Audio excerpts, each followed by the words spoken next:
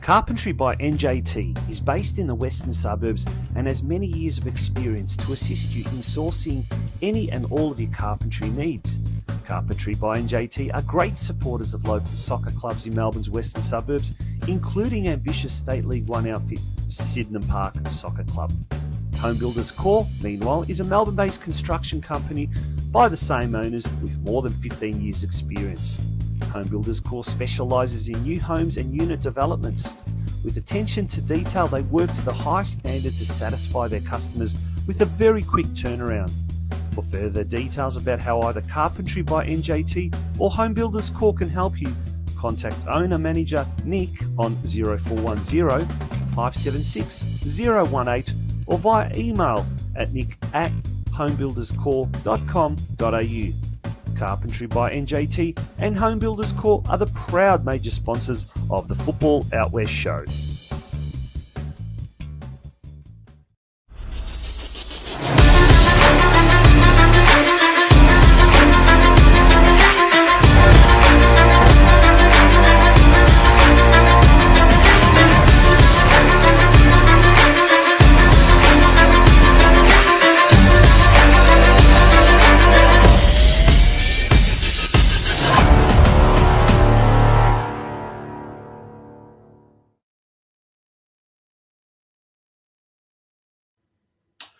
Good evening and a very, very warm welcome to you all, and thank you for joining us here on the Football Out West show. It's episode 120, and boy, are we now really getting to the nitty-gritty, the business end of the season where it's down to business. My name is Tonchi Prusak. It's an absolute pleasure to be here with you tonight. We keep saying it every week. It's a huge show. It's a big show. It just seems to get bigger and bigger and bigger. And, well, to tell us all about who's coming up on the show tonight, who are some of our guests, it's a very, very warm welcome to Steve Curtin. Steve, well, we're not going to exactly call you globe-trotting, but you've been sort of trotting all over the state, all in the name of football. How are you, my friend? How's things? Yeah, good, thanks, mate. Yeah, just feeling a touch tired. We've been up to Bendigo this weekend for some NPL football, down to Geelong today, back to Melbourne tonight. And, well, yeah, like you say, probably not globe-trotting, but look, in the spirit of, travel and fun and good times, let's go with that term and say globe-trotting. But, yeah, looking forward to the show tonight. Really big one and exciting to have some special guests on and very poignant as well. Can I launch into... Let's go straight into spill the beans? Yes. Oh, our guests tonight include a coach whose team has just entered the top 6. It's the coach of Altona Magic, John MARKOVSKI. His side is on a winning streak, and they weren't tipped by many, if any at all, to be sitting in the top 6. They've displaced Green Gully with a big win last night, a last-minute win, and they find themselves in the top 6. So can they stay there? It's very exciting. So he'll be one of our guests. We're also talking to DRAGAN, or Dave OSTOJIC from Moreland City, who is the coach after stepping in after Adrian Mathers stood down. And Dave was already working there as Adrian's assistant beforehand. So he's continuing on the good work that's going on there. And some good work there yesterday too. They were very unlucky not to get the 3 points against the more fancy Green Gully yesterday, but they still got a point, and that could be handy come the figurings at the end of the season, Tonchi, as well. And speaking about NPL and these competitions, we will pay homage to the state leagues as well tonight, because we've got Sydenham Park's captain Michael Sims joining us to talk about what's happening at the State League One Northwest Club and in the northwest of Melbourne. Lots of good things happening at Sydenham Park, as always, out there at Keilor Lodge. So, look, yeah, you wouldn't want to miss a minute, would you, Tonchi? No, indeed not. But look, it's such a big show that two of us can't just we can't carry this show single-handedly. So we've got the third member of the Stooges, the trio, whatever you want to call us. It's a very, very warm welcome to Craig Filer. Good evening, Craig. It's lovely to see your smiley face. Is it? Good evening, gentlemen. How are we? Oh, mate, very good. It's Sunday night. I tell you what, I don't know about you guys, but come Sunday night, with all the football action that has been happening, and all of us wear different hats of commentators and presenters and writers and what you're not, coaches. Mate, come Sunday night, I'm knackered. I don't know about you guys. Craig, yourself? Yeah, it's tiring. Times that we all do a lot of work. We all do our day jobs, and then obviously weekend with lots of doing other stuff. Whether it's commentator, whether it's coaching, whether we're all coaching, and then we do this obviously final thing on a Sunday evening before we finally do get to bed and start all over again on Monday morning. Yeah, that's right. And sometimes you can lose sight of just how important your health really is.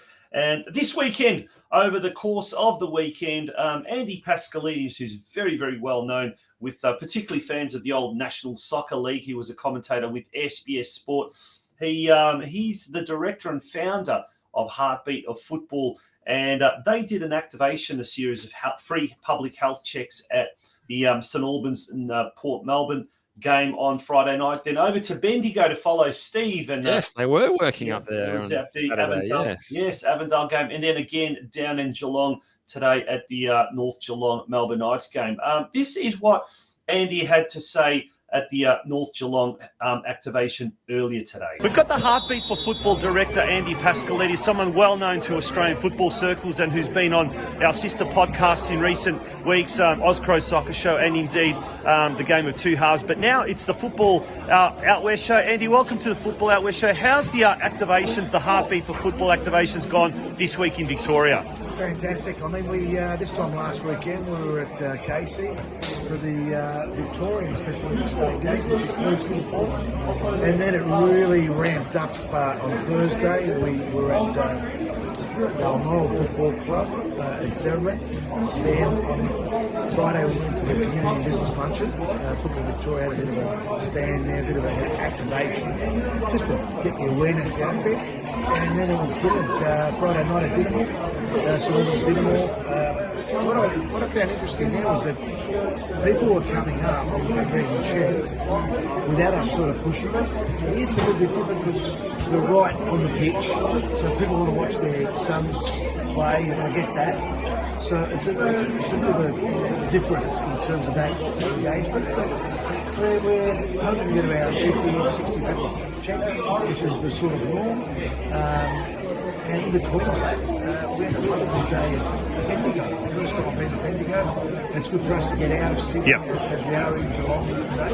And Avondale played Dandenong. Boy, oh boy, what a game. I mean, I've never seen him this season. It was great to meet up with Zoran Markovsky, obviously here.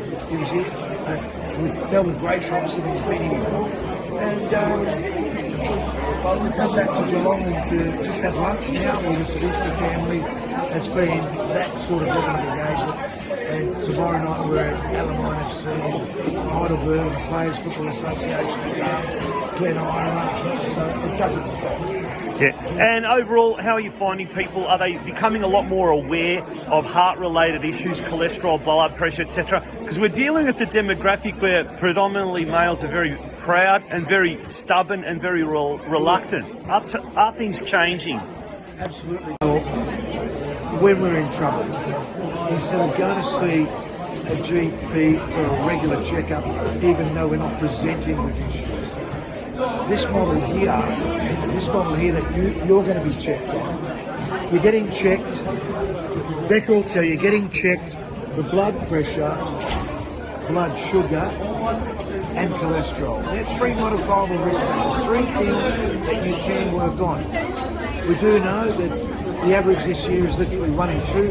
It's around 51% of people checked can present with an issue. Even at Avondale, with a lot of their footballers, we found that a few of them had some issues as well. So, you know, heart disease, cardiovascular is not about old guys in their 50s and 60s with pot bellies, running around playing the Sunday game, then having 4 beers and smoking 25 cigarettes.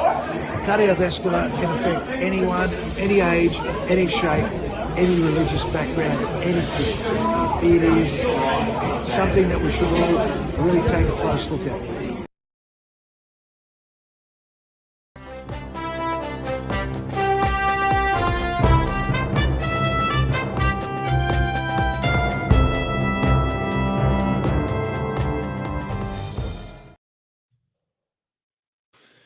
All right. right. Well, after that timely message from Andy Pascalides about checking up on our health, it's time to switch across to talk some news, because there's a bit happening this week, and we might just start by mentioning that the Matildas are getting very, very close to their first game in the FIFA Women's World Cup, and their final send-off match is on this Friday night at Docklands. It's the Matildas against France. It's a sold-out crowd.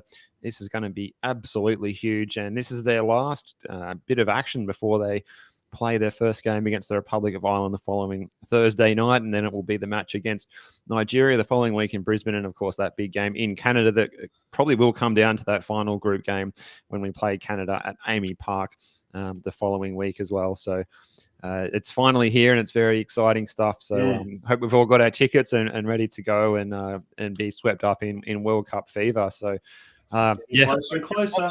Just on that, Steve, World Cup fever.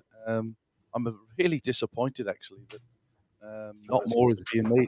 More is being made of it. It's less than 3 weeks away, and you thought there'd be more pizzazz, more advertisements, but there doesn't seem to be a great deal. Your thoughts? Yeah, less than 2 weeks away. I mean, we've been saying this as well on the show for a few weeks now, and it's something that, apart from a few ads for Combank and things like that, we could be doing a lot better. And you think every single business and every single shop front should have something in there that's paying tribute to the Matildas. Because I tell you what, if they do go on a really good run and make it to the quarters, the semis, the final, or win the tournament, you can imagine everyone will be jumping on the bandwagon then. But don't wait until it's too late. I urge you, if you've got a small business, if you've got some sort of space where you can promote it, if you're a school teacher, whatever it may be, get the kids to come and do a project on their favourite Matildas player, all that sort of stuff, because too much is not enough, I would say. Gents, I could not agree more. I to be actually honest, I mean, Westfield, for example, I'm just taking them as an example, but Combank and NAB and Watch United and all of these different major organisations have sponsored the Socceroos or the Matildas or Australian football. You walk into Westfield, for example, there's nothing there. There's no decorations. There's absolutely. I don't expect much from the mainstream media in Australia. Let's be honest. But even some of the channels that are running it, it's actually quite underperforming. To be honest, I'm sure our mate Brenton Ray will have a lot to say in it as well. But it is here's a good one. Brenton Ray already saying 7. Oh, I'm going to pop this up there. 7 network insiders are suggesting the Matildas will attract the national audience of more than 3 million viewers for Matildas versus Ireland. So this is what they're saying. They're expecting 3 million viewers, but there is no pomp. There is no ceremony. There is no, I mean, honestly, it's almost like we don't deserve to have a World Cup in our midst. Well, I think we spoke about this last year. Yeah, we did. First found, or even year before that, we were speaking and saying that, if Australia doesn't jump on board with this, it's going to help with the future of the young Matildas coming through, all those young kids that are starting playing football, 6, 7, 8, 9-year-old, who look at the likes of Sam Kerr, and it's going to be gone in a month's time. It's going to be gone, and we were hoping that there was going to be some kind of legacy left from it. Apart from a few clubs who have had some FIFA grants, and we've been lucky very enough at Werribee. The rest of it, I don't know what's going to come of it, and I think it's a really sad state of affairs that we're, you go to the UK, you go to Europe, you go to South America when there's a World Cup on. You look at the Euro Championships in the UK over the summer for the Euros, and attracting crowds of 80, 90,000, and it's on every TV channel, it's on every news. There's nothing here, is there? Yeah, no, there isn't. Steve?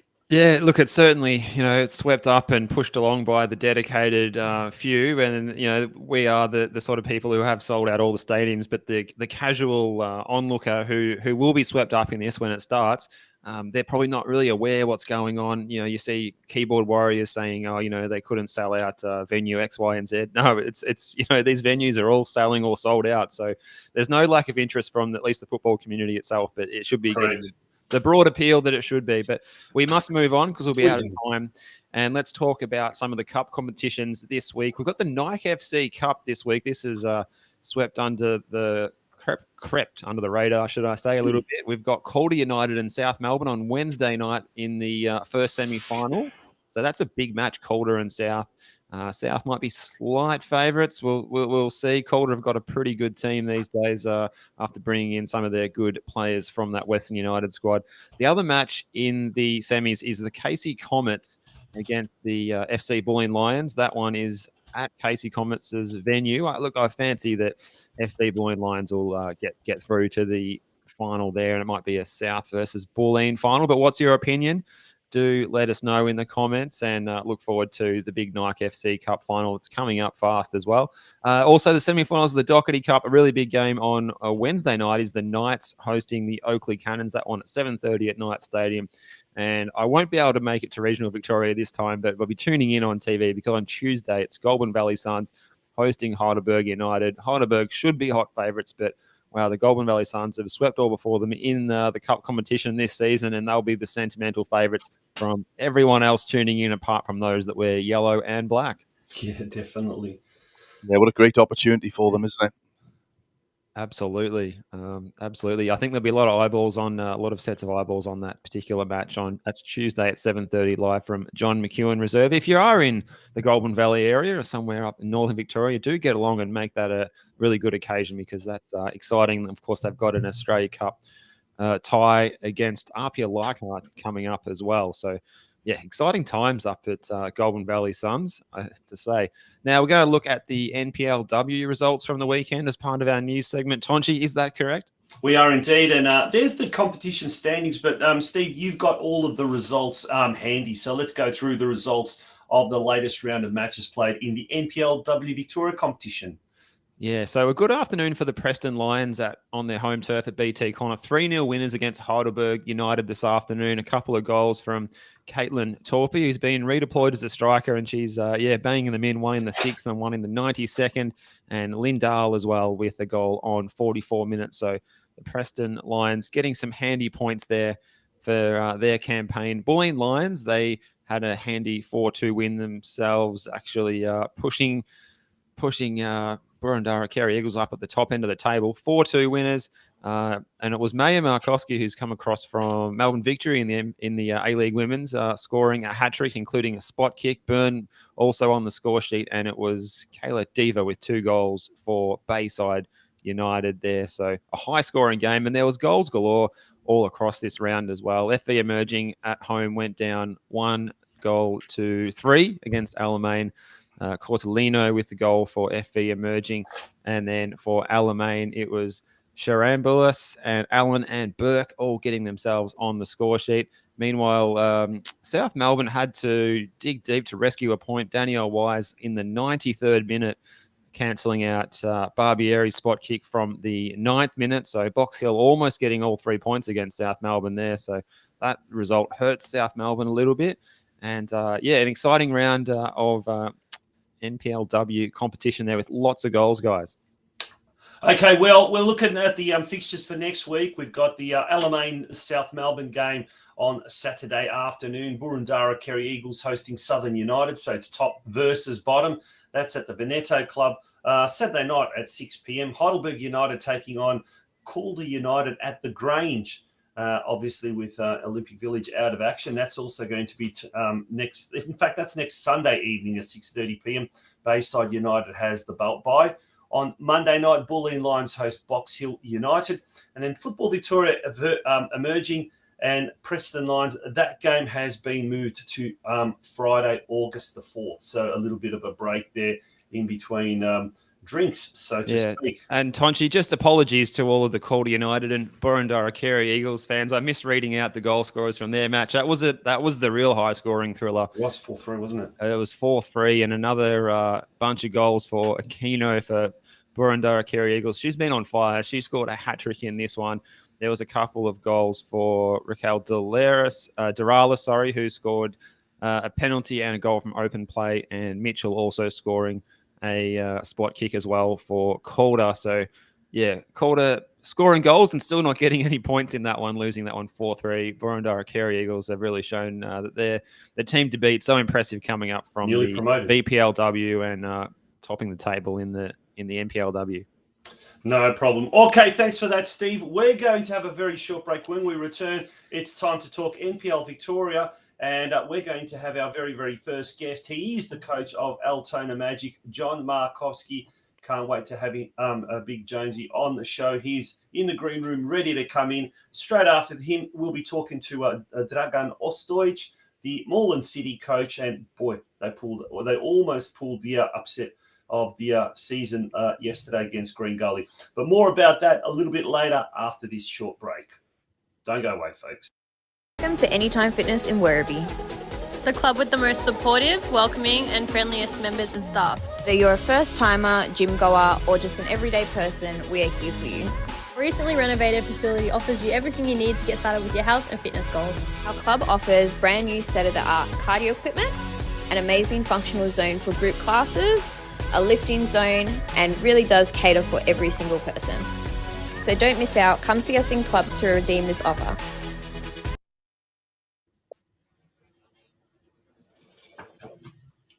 Welcome back to the Football Outwear Show, and it is episode 120. Gents, I can't believe it. We always say it was only meant to be just a little bit of a flash in the pan, but 120 episodes later, 5 seasons later, we're still going. And Craig, it's now time to introduce our next guest, our first guest. It is, and it's I've been trying to get him on for some time. He obviously got a good result yesterday, hence the reason why he's coming on to the show tonight. But it is a pleasure to have Jonesy himself, John MARKOVSKI, on the show. Good evening, John. How are we? Good evening, guys. How are we? Good. Very well, thanks. On a fantastic result yesterday.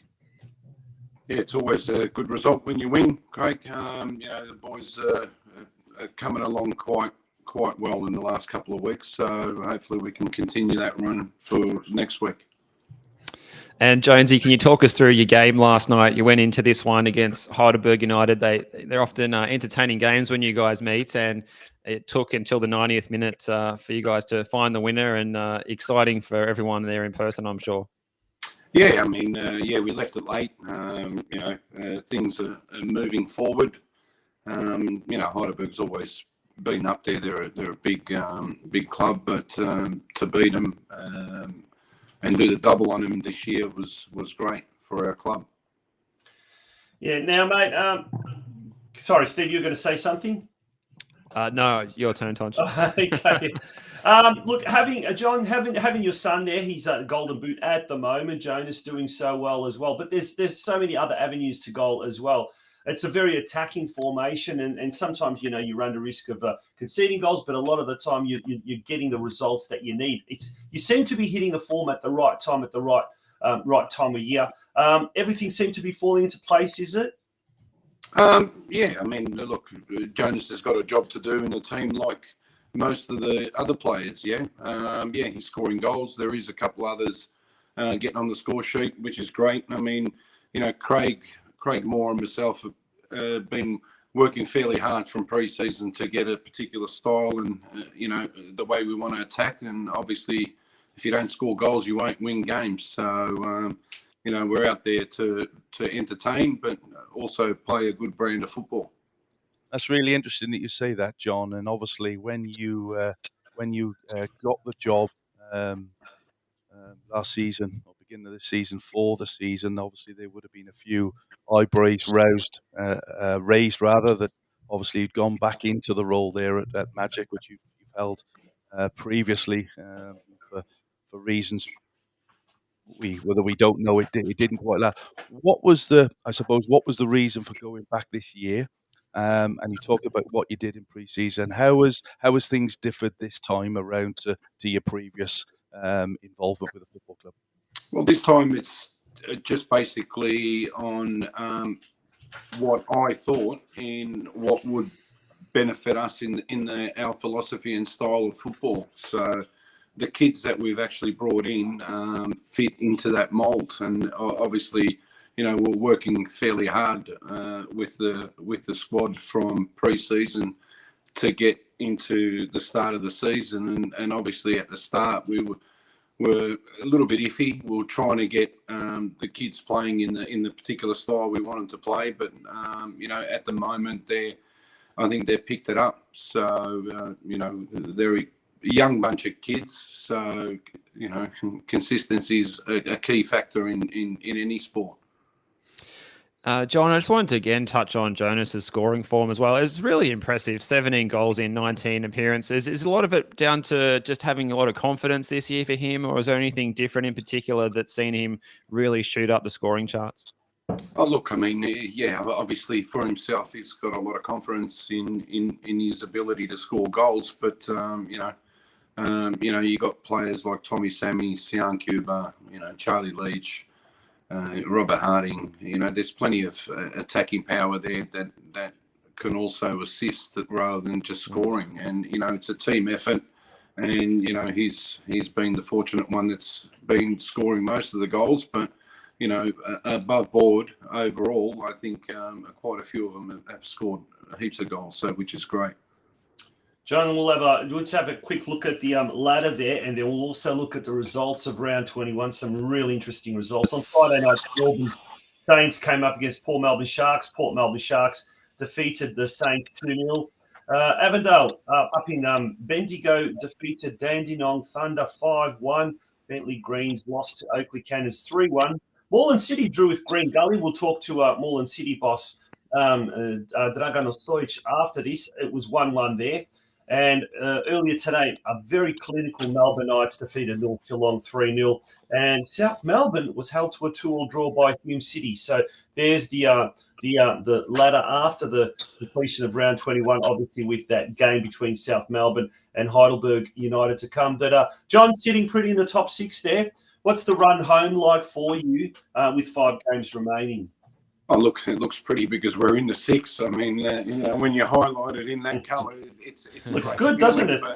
Yeah, it does. But, we'll continue. I mean, look, no game's easy in this league. I think we've got St Albans this week. So, hopefully the boys are switched on. We've just got to concentrate on getting 3 points there, and then we can move on to the week after. But, we enjoyed last night's win, but obviously tomorrow we start focusing on playing against St Albans. Craig. Yeah, and I think it's I think then just looking at the fixtures, then you've got Oakley Cannons at home. So I think this week is another massive week for you, just to keep the pressure on Green Gully, who's just sat behind you on that 1 point. Obviously, just going back to throughout the season, you mentioned you've got a lot of young kids that are coming through the group there, which is fantastic to see. And we say a lot on this show that some coaches don't give the youngsters probably enough credit and enough opportunities to put themselves on that stage. You're sat in 6th place. How good are the youngsters got? And apart from obviously Jonas, which is banging in the goals for you, who else have you got around the club that's doing really well for you? Oh, look, there's a lot of young kids. I mean, we had Zach Bowling. He's left the club, obviously signed at Newcastle Jets as a goalkeeper. We got Charlie Leach, who's 20 years old, a young kid. We've got Ashton Hawalia, who's young. His brother Zane's there as well. We've got Sian Cuba, who's, I think, 24 years old. Robert Harding, he's 22, I think. So the average age is fairly young in our squad, and obviously to get something going this year and maybe build on it for next year as well. And as well, John, in defence, you were celebrating this week with your captain, Tommy Verndl, celebrating game number 50 for the club since he came down from New South Wales. Speak to us a little bit about his leadership skills and what he brings to your team and that stability in defence. Oh, look, Tommy's, he's a young kid. He's taken the role. We thought he can stand up to be skipper with the team, and not only on the field but off the field. He's a gentleman. He works really hard. His preparations and obviously after games. And his leadership has been excellent this year, and getting the boys switched on for game day, yeah. Excellent. John, and I must not let you go without mentioning Craig Moore as well. What's he like to work with? He never stops pacing around and moving around. Does he do a good job or drive him mad? I had to mention his name. No, I mean, look, like I said earlier, Craig and I, we had a meeting prior to when we started. We're both on the our philosophies are exactly the same in the way we want to play, and yeah, he paces as much as I pace because sometimes it gets a little bit nervy and you get frustrated. But Craig's been excellent, to work with him. It's been really good. Okay, John, thanks very much. We're going to have to leave you there. We've got a lot of guests tonight. But yeah, that's right. The next game for Altona Magic next Sunday at 3 p.m. up at Churchill Reserve against St Albans Saints, a big Western Suburbs derby. Mate, we wish you all the very best for the rest of the season. And yeah, it certainly looks good when the name's in the top 6. So let's hope we can stay there for all Altona Magic fans. No worries. Thanks, guys. Good on you. Thanks. Thank you, John. John MARKOVSKI from Altona Magic, an absolute legend of the game. And Craig, that was a really good question, I thought, asking about the youngsters, the juniors. There's some really good youngsters, and they're being given a go. And when I look at the A-League and how they recycle some of their players, and it's, I don't know. I'm not going to go there again, but it is really good. And all three of us commentate at NPL games, seeing a lot of some of the youngsters that are coming up through the ranks. It's really exciting.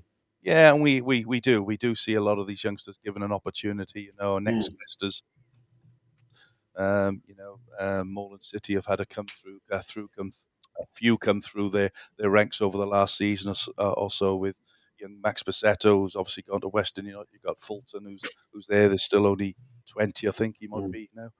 So a few of these clubs now are starting to give these youngsters an opportunity, and it's really good to see because, as you said, the A-League clubs don't tend to give these kids an opportunity to put themselves out there and see what they can do. Well, we're going to take a very, very short break. When we return, you spoke about Moreland City. We'll be talking to the Moreland City gaffer, DRAGAN OSTOJIC, and we'll be asking him about some of those exciting youngsters as well, and as well as the game on the weekend. And boy, what a good game that was. Okay.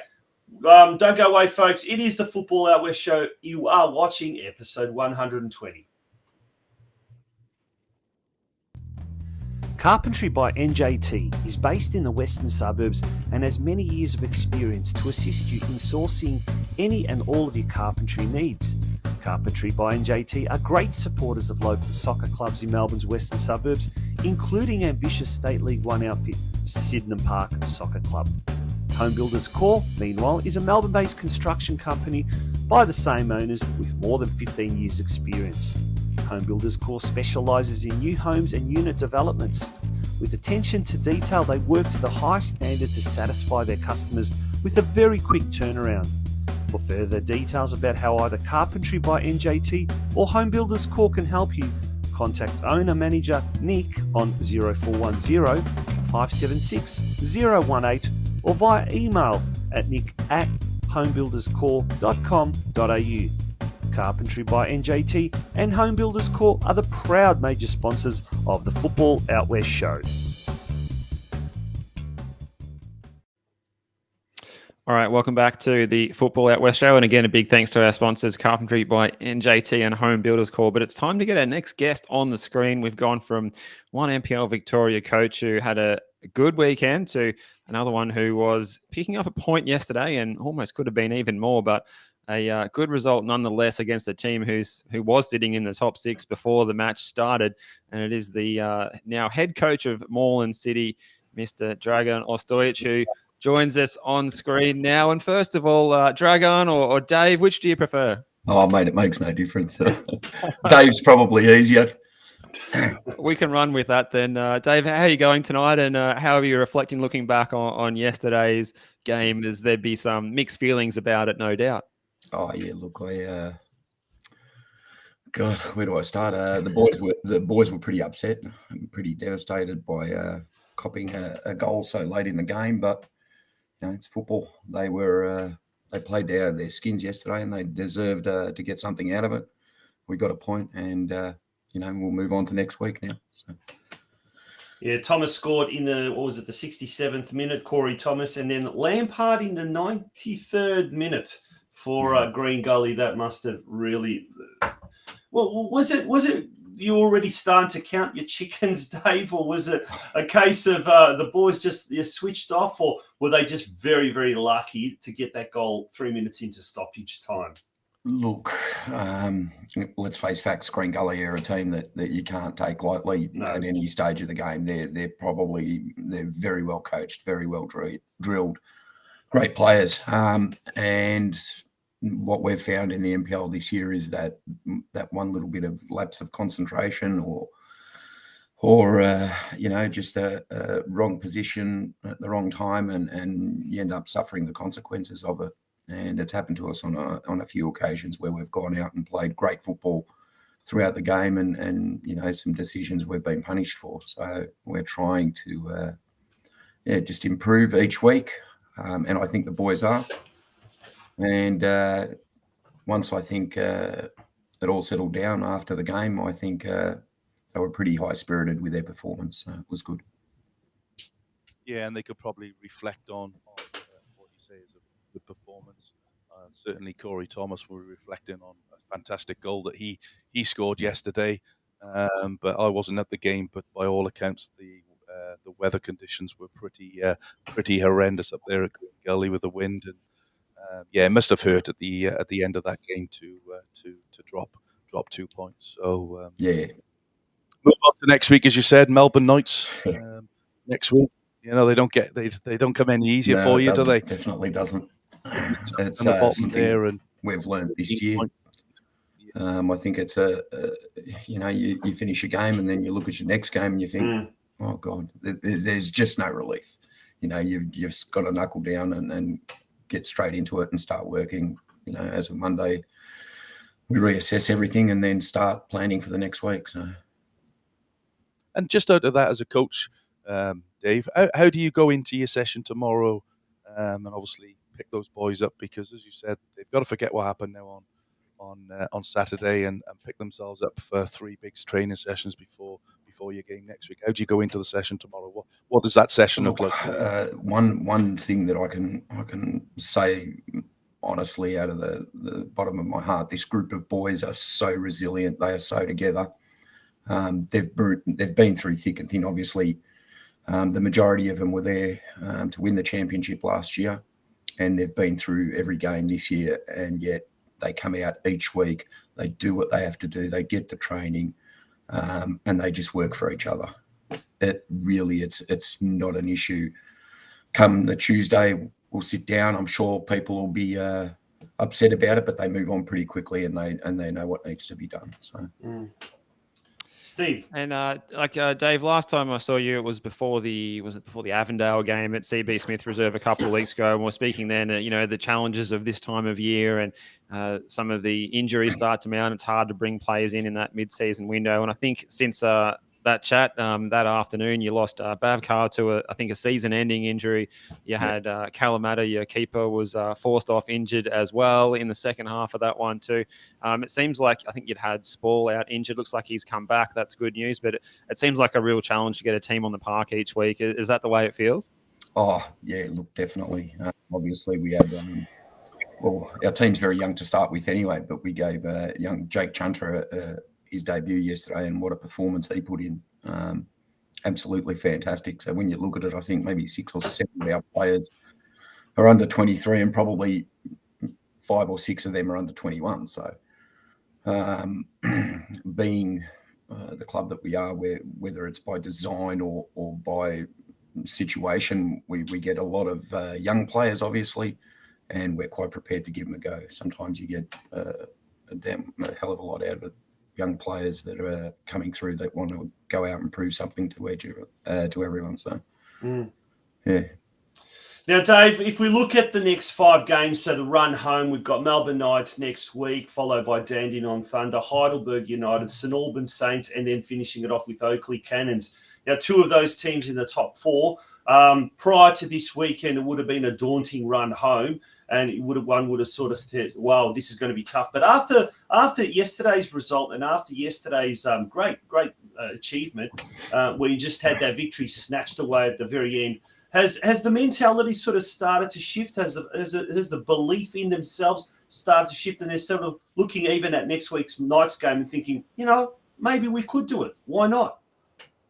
Look, the belief in the boys, like I said, honestly, we go out there every week and we believe we can compete with every team. again, like I said, it's just been a process of where to find our feet in NPL has been pretty difficult.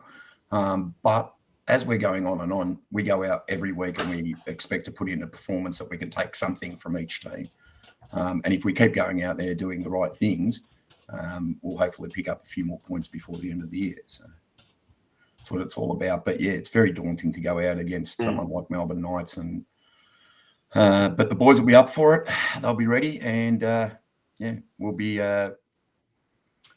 screaming to get out there and play some good football again. It's at 4 o'clock next Sunday. Craig. Yeah, no, off the football field for a second, the club are doing some great work behind the scenes with their promotional stuff. For those that haven't seen it, I think it's called In the Eyes of Moreland. I think there's been two videos so far, run for about 10 minutes. If nobody's got a chance to have a look at those, I'll put the links up for them. They are on YouTube. Great little documentary that's been put together, Dave. How has that all come around, and what's been the feedback on it? Because I've watched both of them now, and they really are fantastic. Look, how it started or where it started, I'm not quite sure, but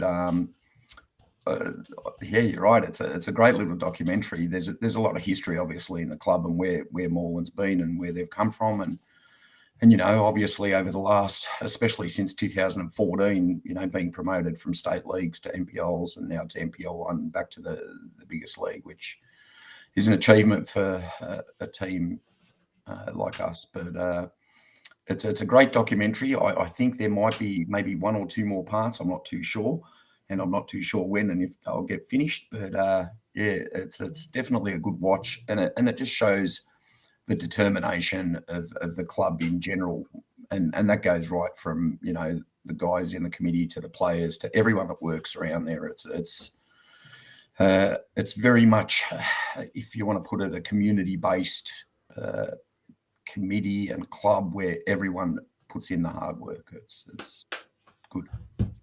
Yeah, and that's one of the things you notice when attending Moreland City games, even though you're not at the usual venue and you've shifted to CV Smith Reserve, there's still that real sense of community. There's people turning up there in the old club colours, you know, some real elder statesmen of the club that come along and support you guys every week. And or everyone's always got a smile on their face, win, lose or draw, and really positive sort of atmosphere. So looking forward to seeing those. And one player I might look forward to seeing behind the scenes and seeing what he's like behind the scenes would be young Fletcher Fulton. He's been a real star again this season, 6 goals, you know, stepping up from playing NPL 2 after coming up from Tasmania for uni.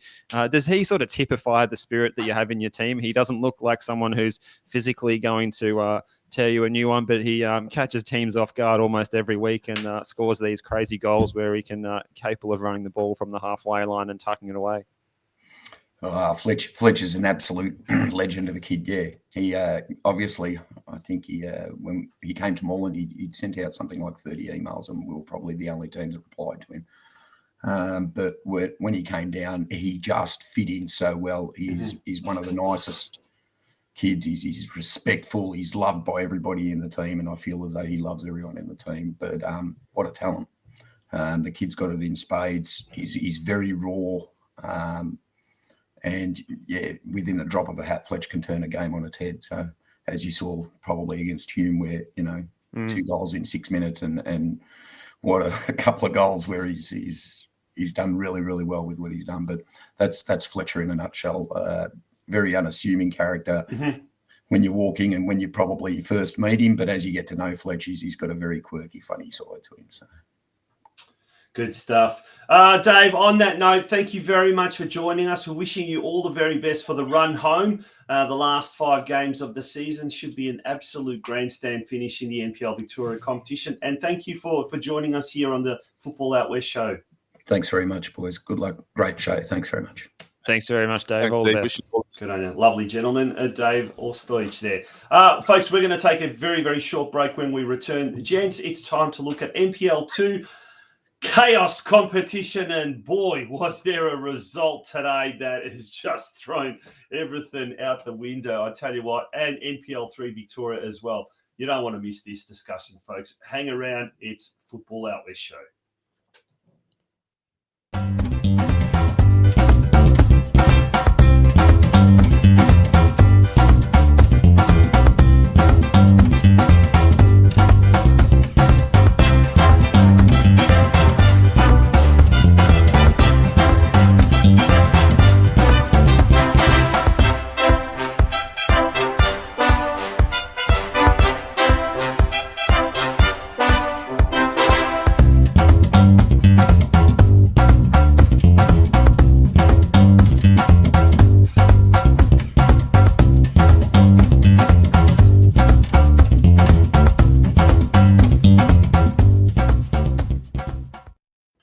That's right, folks. Our sister podcast, The Game of Two Halves, that is on tomorrow night, 8 p.m, and it will be simulcast live on the Football Out West Facebook page as well. Gents, it's time to talk NPL 2 now. Craig, this is a competition, a division that you know oh so well. But, mate, this is just insane. Like, the scores and the results from the weekend's games, top versus bottom, well, that was played, earlier today? Wow. Let's go through some of these scores and some of these results, hey?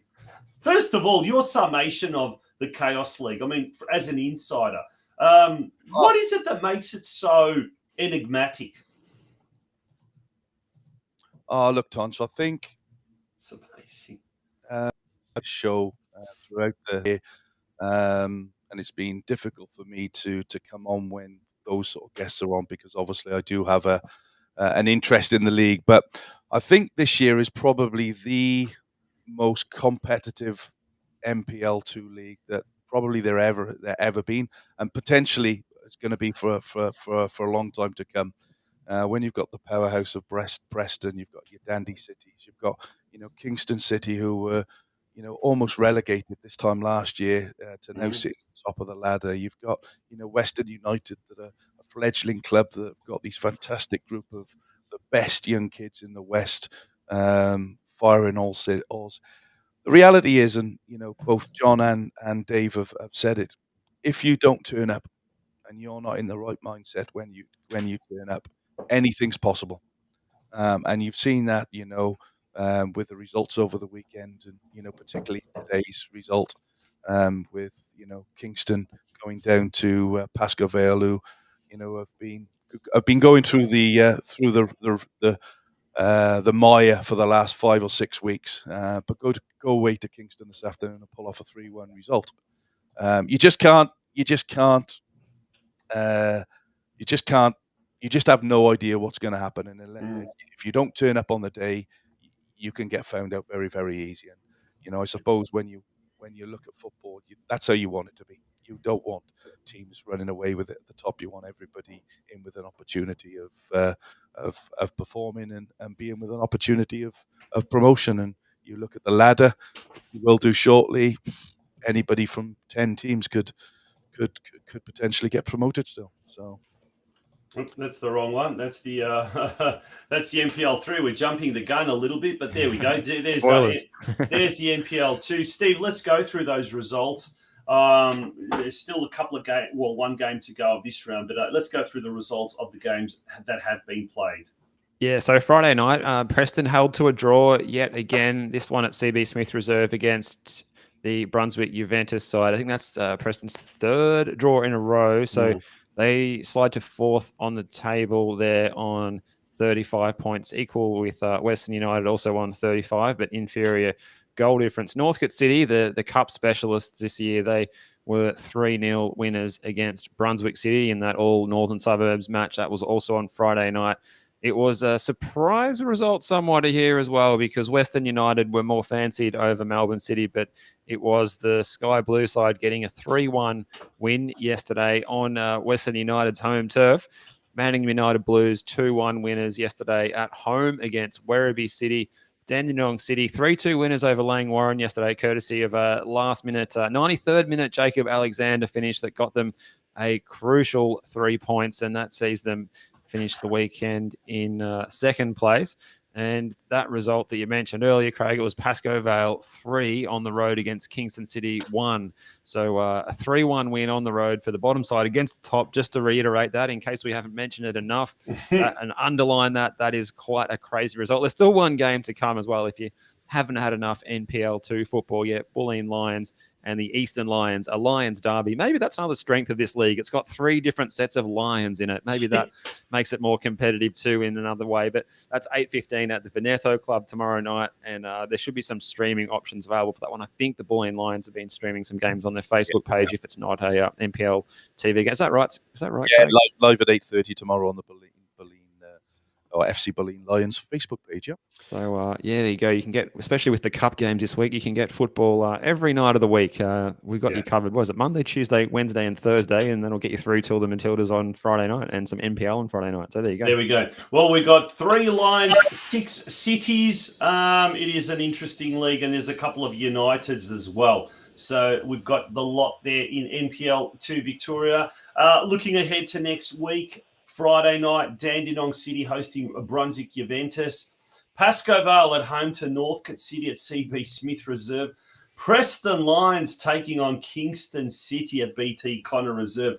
Does the action get any bigger next Friday night? I'll tell you what. It's a huge by the way up at massive game, yeah. That's a huge game. That's a must win for both teams, really. Yeah. Well, if Preston Lions win, they'll leapfrog Kingston City. If Kingston City win, they will distance themselves from Preston Lions to the tune of 5 points. So a massive game, as you said, Craig. Now on Saturday, Brunswick City taking on Bulleen Lions. Eastern Lions at home to Werribee City. Manningham United Blues taking on Melbourne City. And then on Sunday, Western United hosting Langwarrin. So some big games there happening in that competition. Chaos competition. It really is. Gents, let's move now to NPL 3. We had a sneak peek of the ladder there as well. A big game that was held earlier today. Craig, you can talk about that. Top of the table clash between Caroline Springs and Melbourne Victory. Yeah, I was at the game along with a few of our guests, Alex Sivrakoski, who was doing the NPL.TV commentary, and obviously President of Caroline Springs, George Cross. Mark Sultana was also at the game. A game in which George Cross defeated Melbourne Victory 2-0 up there at Ep18 in what was a really good game of football from start to finish. Both teams on the front foot, more so George Cross. Obviously, Melbourne Victory have had a few players that have been drafted into their senior squad, which has had an effect on their squad. But, you know, I have to say George Cross looked very, very good today. Across the park, 1-11. We're probably undone, and I'm going to have to be very careful what I say here, but undone by a couple of very, very dubious decisions from the officials, particularly the man in the middle. And George is again down to having 2 players sent off late in the game. Rhys Saunders just 5 minutes after coming off for a challenge in the box. Which at first instance looked like a little bit innocuous, but having seen a photo of it, his boot was high, so we can probably think that was just. But the second card to Tyler James after the whistle had gone, I have no idea, and that really started some problems both on and off the field, which nobody likes to see. But unfortunately, I will have to say that. I am in that commentary, so I have to be very careful. Mitchell today was very, very poor. Steve, let's go through the rest of the results of round 17. Yeah, so the other matches going through from yesterday afternoon, Beau Morris got themselves a handy 3 points with a 3-1 win over Essendon Royal. So the teams at the lower section of the table are picking up points at the time of the year when they need to. Goulburn Valley Suns 4-1 winners against Box Hill. So Goulburn Valley trying to keep the pressure on that top 2. The top 2 keep trying to run away with Georgie's getting the 3 points, of course, today. Doveton 1, Ballarat City 2. So another of the sides at the wrong end of the table. They're picking up some points Ballarat City under their player coach, Michael Trigger, moving across from Preston in the mid-season. He was almost going to join us tonight, but he might join us on the show maybe in a few weeks' time, perhaps talk about Ballarat City's form if they can keep moving up and keep getting points. Steve, isn't it? Sorry? 3 wins on the bounce now. I believe so. They still got that 5-point gap between them and Geelong and an extra point to safety, but it's certainly not out of the question if they keep going like this, because clearly they're doing something right at the moment. So that was a 2-1 win over mid-table Doveton. Nunawading City with a 3-2 win on the road at Boroondara Carey Eagles. And Geelong's run of outs continued with a 2-0 home loss at Stead Park yesterday evening to the North Sunshine Eagles. And as Craig mentioned, it was the win for Georgies at Epping Stadium against Melbourne Victory's reserve squad today. Looking ahead to round 18 next weekend, Box Hill United hosting Beaumaris in a Friday night clash under lights at Wembley Park. Also on Friday night, under lights at Cross Keys Reserve, Essendon Royals hosting Doveton City, and then the North Sunshine Eagles hosting Melbourne Victory at Moore Park, also on Friday night. So Friday night football is all the rage in NPL 3. On Saturday, Nunawading City host Geelong Soccer Club. Big game at City Vista Pavilion on Saturday evening at 5:30 p.m. Caroline Springs George Cross hosting Goulburn Valley Suns. So it's 2 versus 3. And then over at the Ballarat Regional Soccer Facility at 2 p.m. on Sunday, Ballarat City hosting Boroondara Carey Eagles. So this, if we talk about the competition of chaos being full of excitement, full of unknown, full of uncertainty, well, NPL Victoria, NPL 3 Victoria is just as exciting. Gents, just on that, guys, yes, we're talking about NPL 2, and obviously NPL 3. Now, there's a number of games being played on Friday night. I might have missed a conversation earlier on, but aren't the Matildas playing Friday night? Yeah, I thought there might have been maybe, some games shifted to Saturday for that reason and try and keep some clear air this time of year. I just don't understand. It goes back to our conversation we had at the beginning that, we wonder why there's not an appetite for it. There is an appetite, but people just are not aware of it when we've still got games being played the night of an international. It beggars belief. I know I know it's not the World Cup per se, but Brenton Ray, I think, makes a very good comment in the comment section. Football Victoria Competitions Department haven't actually moved away a lot of games that are clashing, so to speak, with the kickoff of a lot of the Women's World Cup games. I mean, honestly would have thought, in this time that, you'd either have a complete break or you, at worst, Craig, you're right. You wouldn't schedule it on the same night that the Matildas are playing, and lo and behold, right in our own city. So it's pretty weird. I think next week we'll be talking a fair bit about that, actually. It will be time for the Women's World Cup and probably to have a really good preview. So I think next week we'll be looking at that amongst all the news that is happening at the moment. But, folks, we're going to take a very, very short break. Look, when we return, we're going to be talking State League 1 men's football, and we'll be talking to Sydenham Park's Michael Sims, who will be joining us. There's a right royal battle going on for the promotion spot, and a bit of controversy there as well. Controversy's never far away from football in Victoria. When we return, folks, it's time to talk State League 1 football with our next guest. Don't go away. Carpentry by NJT is based in the western suburbs and has many years of experience to assist you in sourcing any and all of your carpentry needs. Carpentry by NJT are great supporters of local soccer clubs in Melbourne's western suburbs, including ambitious State League 1 outfit, Sydenham Park Soccer Club. Home Builders Corp, meanwhile, is a Melbourne-based construction company by the same owners with more than 15 years' experience. Home Builders Corp specialises in new homes and unit developments. With attention to detail, they work to the highest standard to satisfy their customers with a very quick turnaround. For further details about how either Carpentry by NJT or Home Builders Corp can help you, contact owner-manager Nick on 0410 576 018 or via email at nick@homebuilderscorp.com.au. Carpentry by NJT, and Home Builders Corp are the proud major sponsors of the Football Out West show.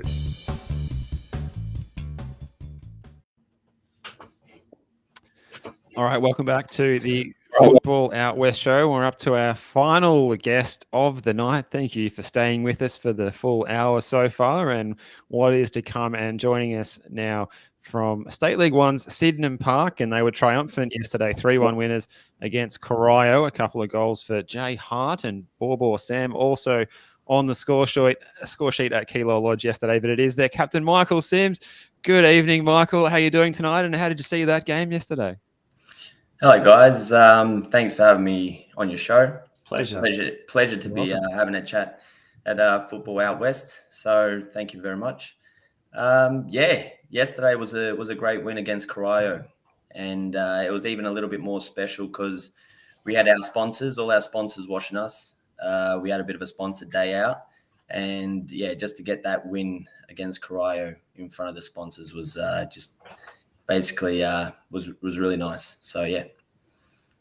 Now, if we have a look at the ladder there, Michael, Sydenham Park in second spot with 35 points, only 3 behind Altona City now. Although Altona City does have a game in hand against Upfield, and Upfield are quite up and down. Yesterday they defeated Whittlesea United 2-1, so that was a good result for them.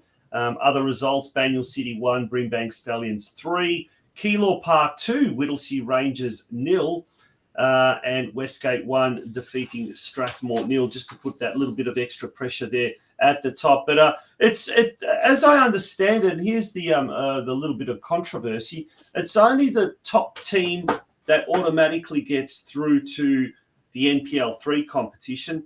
What about the second place team? Is there playoff, or is there not any playoff involved? I believe that there's not any playoff involved anymore, which is a little bit disappointing. Obviously, the rules were set at the beginning of the season and then has been changed halfway through. So I think that playoff game was available throughout until obviously just a couple of weeks ago when FFV have obviously changed things up, which obviously is not ideal. And we think it's obviously a bit harsh on our end as well. But look, we just got to take, each game at a time and, business as usual and, work towards that number 1 spot. Unbelievable. How hard is it, Michael, for the players, to concentrate on that, knowing that there's a few points difference between you and Altona City, and obviously that news that broke probably 2 weeks ago. How hard is it for you as a group of players and for you as a captain around the group? Yeah, look, when we found out the news, it wasn't great news, but in my personal opinion, it actually fueled the players up a lot more. I think we got a real positive reaction out of everyone. And essentially, look, we've been, winning games, and we're sort of on form. You got your main players like your Borbors, your Jays are starting to score now. So when they're on fire, and some of these boys are all on, there's no real stopping us. So we just got to continue that sort of run for the next, I think, is it 8 or 7 games left we've got? I think it's 6 games. 6 games left. Okay, well, there you go. But 6 games left. We just got to keep this winning streak alive, and then just sort of hope that Altona sort of, drop points along the way. And, depending on what happens in terms of that decision, whether that rule change basically stands or not at the end of the season is a different story. But we've got to look for that number 1 spot. Yeah, that sounds like the right mindset to take. And adding to that pressure as well, you got pressure from the competition rule changes. And then did you feel the pressure yesterday as well? I'm looking at the club's Facebook page. Looks like there's about 60 people in the sponsorship group there sitting down and having a long lunch. I'm assuming there was a big crowd there, and there would have been pressure on you guys to get the win yesterday against Corio.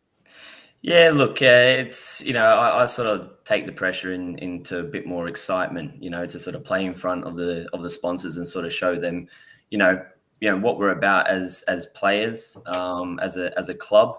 There's obviously some new sponsors and some existing sponsors that have been around for a while, but it's more so even for the new sponsors to really show them that, really take this seriously, and we want to go out there with everything we had.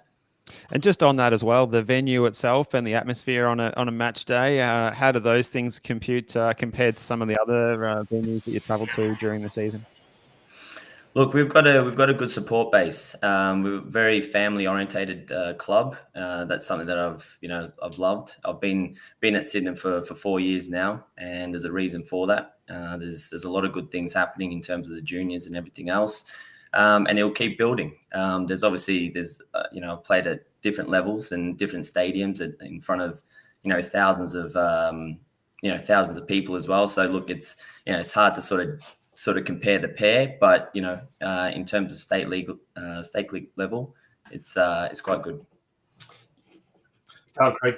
And you've got a very in-depth squad there, haven't you? You've talked about Ball there scoring goals. You've got Ball on 8. You've got Chris Davis still scoring goals in 10. You've got Jay Hart's finally finding some form, as you said. You've got Benjamin. You've got Ryan Newman. You've got a really good squad of talented football players there who've all had experience at higher level. So that, and with yourself, that must bode well as well for the football club coming into this last 6 weeks of the season when you really need to put the pressure on that top spot. Yeah, I agree, Craig. Look, I think we've got enough experience in the squad that have played at high levels. And, the next 6 games essentially is going to be, thinking and playing as smart as we possibly can. This is towards the tail end where teams start dropping off, teams start to choke. It's the experience and the quality of plays that will get us through to the end. Now, speaking of the next few games, next week's game against Brimbank Stallions, always a big rivalry there at the Club Italia Sporting Club, and that's at 3 p.m. on Saturday. They've had a real up and down sort of a season, but they are a very ambitious club, as is Sydenham Park, and they must probably be looking at the season that we're in and thinking it is an underachieving year, that they haven't done what they wanted to do. That last year they were really fighting for entry into NPL 3. What can we expect from Brimbank and this weekend's game? Yeah, look, Brimbank have always been a tough side. No matter, since I've been playing, they've always been very competitive. This year, yes, they have been very up and down. But obviously, playing away is always difficult. Playing on their ground, playing to their advantage. But yeah, I can pretty much expect it's going to be a bit of a dogfight out there. And Michael, a bit on yourself as well. How have you seen your season? And for those who don't know you, what's your role in the team on match day? Yeah, look, I think so far I've had a good season. I think I've had a consistent season personally. Touch wood, I've been injury free. That's been my main focus, to get through the season without an injury, as anyone would. Mm-hmm. And yeah, I guess my role as a captain is to realistically motivate everyone to go out, to go out and win. That's the main purpose of it all. They're not going to be every day where everyone's going to be filling up for it. Some plays, might be a little bit down in some days and some not.